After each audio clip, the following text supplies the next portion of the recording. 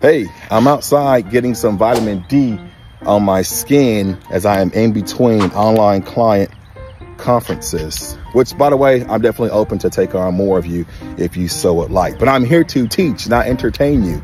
I want to teach you about your endocrine system. Your endocrine system is one of the most efficient, important communication systems in your body because it is a communication of glands throughout your full system, from your brain on through your full body. This communication comes by way of hormones.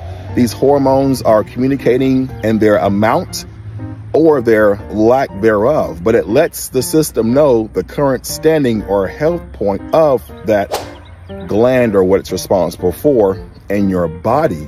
This production of hormone from that gland is what we will call hyper or hypo. You may recognize that from things like hyperthyroidism, which is an elevated production of the hormone coming from that thyroid, or hypo, which is a lowered amount of hormone coming from that gland. At any rate, the next part of that system is going to have a response in a checks and balances kind of way to what was previously told to it through that hormone transmission and reception.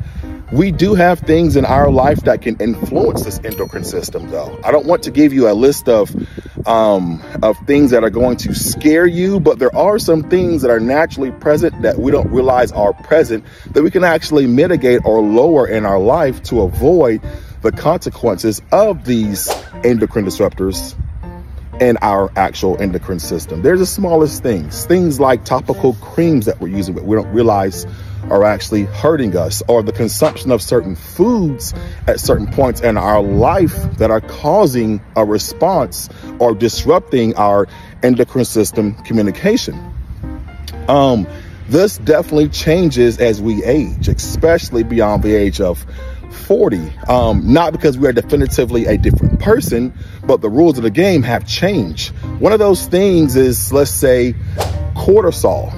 And the birthing age woman, this is before full-on menopause conclusion, the birthing age woman, as her as her estrogen levels begin to lower, the cortisol in response begins to increase. Cortisol is what creates the center section fat right here, right?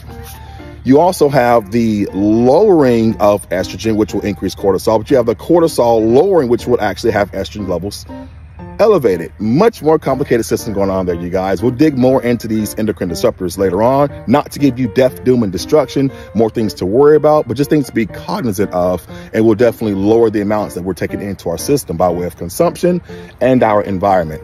I am Big Ron Jones with practical advice for your real world goals. Check out this series and more content here on Big Ron Jones.